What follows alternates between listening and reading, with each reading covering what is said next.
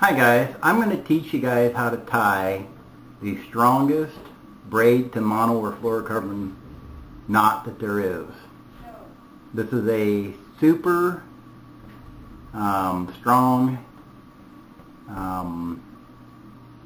really small diameter knot, goes through the grade, and is not that easy to tie the way that it's been shown, but I'm going to show you guys a really quick, simple method to tie it that makes it a lot simpler. First, a little bit about me. I'm the owner of Fish and Fool Lures. I invented the Fish and Fool knot that won Knot Wars Grand Championship back in '09. I'm going to show you a couple baits here that I make. This is a sinking pool. These are red shad color. And this is earthworm. I also have green shad, chartreuse, white, black and blue, quite a few different colors. They come in 5 or 6 inch. This is a 6 inch that I prefer for largemouth bass fishing. The cool thing about this bait is how they fall. You fish this weightless on a extra wide gap hook, and they fall at about 8 inches per second. But the cool part is about how they fall. This bait is different than anything on the market, and they use water hydraulics to make the bait move in the water. And what they do is picture a dry leaf falling through the air. That's how this bait falls through the water. So what they do is they arc like this, and they get that lighter belly color in the laminate ones where it flashes. But that movement that it has in the water really triggers a bass to strike. It's a great cold water bait, but it catches fish all summer long too. My other bait is what I call my slow fall jig. Got my Kick and Fool trailer on it, which I'm going to market soon, but I don't have them on the market yet. But they do come with the jig. The cool part about this is this falls slower than anything on the market. They fall at 4 inches per second. It's a heavy jig though. As far as being able to cast it, it weighs 3/8 of an ounce. So they cast really well. You can pitch them really easily. But it's got that super slow fall that in cold water really triggers fish to hit them. So they're great for early spring fishing around docks and trees and whatnot. And just a fabulous bait. This thing's caught everything from bass to muskies, and been a phenomenal bait. Anyway, enough about the baits. I'm going to teach you how to tie the knot here. And basically, I'm going to show you my setup here first. This is this knot is called. Okay, this knot is called the FT knot, or excuse me, the FG knot, the GT knot, the Seville knot. But what I like to call it is the Chinese finger knot. So I'm going to refer to it as a Chinese finger. And there's lots of people out there that are tying it, but nobody ties it quick and simple. And some people are selling gadgets and whatnot to tie it with, but I'm going to show you how to tie it. Really simple, just using just your rod. So you can do it in the boat. You don't need any special tools or anything. So basically I'm going to show you the setup I have. I got my bait caster over there, and I got the butt of the rod hooked to below the chair, and I got it resting on the table. And then I have the line pulled here, and I've got it tied in a little slip knot to a clamp here, so I have something to tie it to. But basically you just need the line in tension without having to hold it. So I use my rod tip to crank the reel handle. If you're in your boat, you can use your pole holder and tie it to the side of the boat, or anything that you can find is just tension the line up. So that's quick and simple. Okay, we're going to show you actually how to tie this. Okay, so hopefully we've got it pointed at me here.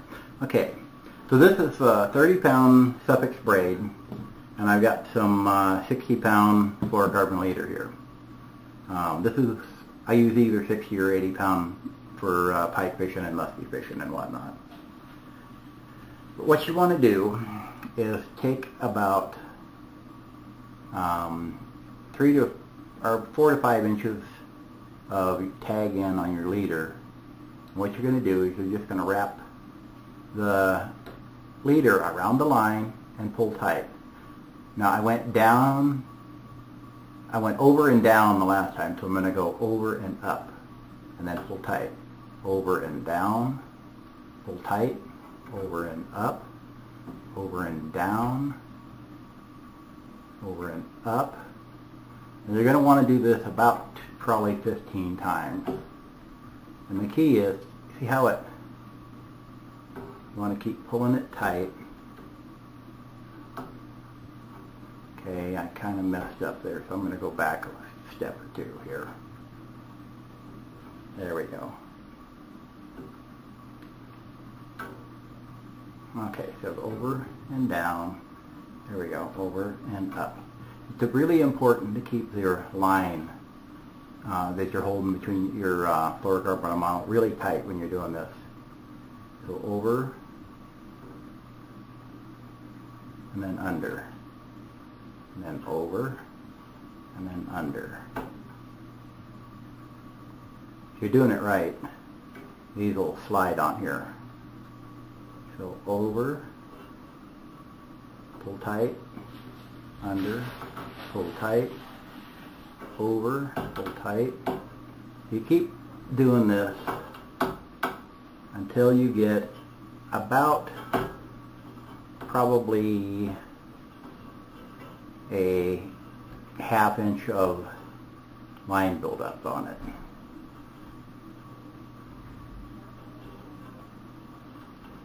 And I'm hoping you can see that. I'm going to pull the camera in a little closer here, and hopefully you can get a good shot of that. Okay, let me put our glasses on so I can see what I'm doing here.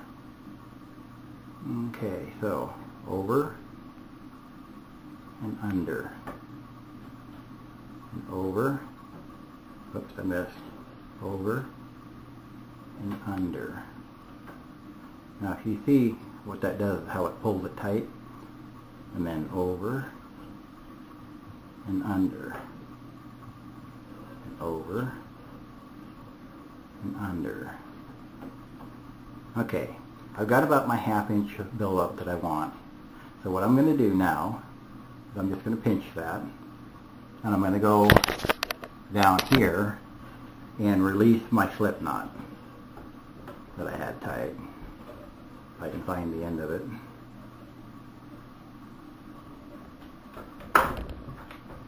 Lost the end of my slip knot. There it is. Okay, so we pulled that out. Okay, so what we did was release the knot. Okay, what I'm going to do now is I'm going to take my spool of fluorocarbon. I'm going to wind it up a little bit here. I'm going to get it the right length, and I'm going to set it on the floor, and I'm just going to step on it to hold it down to keep my line in tension. That's keeping your line in tension is the important part here. So what you want to do is put your leader up with the main line. Take a pair of scissors and cut off some of the excess braid. Okay. Now what you want to do is just tie some half hitches here. So this first one is really important, that you pull it down tight. Okay? After you get the first one done, you want to do another one in the opposite direction. So alternating half hitches.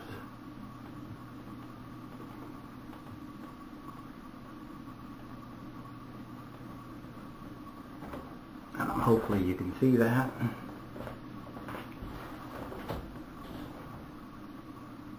Okay, so we're going to do another one over here, and then another one over here.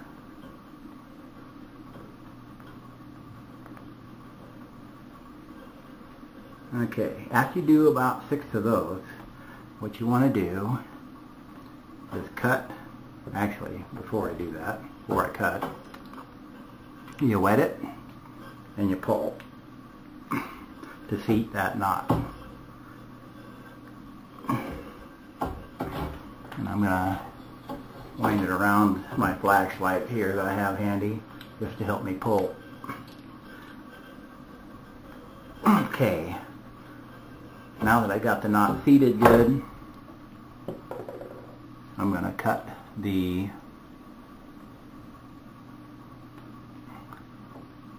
fluorocarbon off really close. Okay, to finish the knot, you just want to take a few more half hitches. Pull down.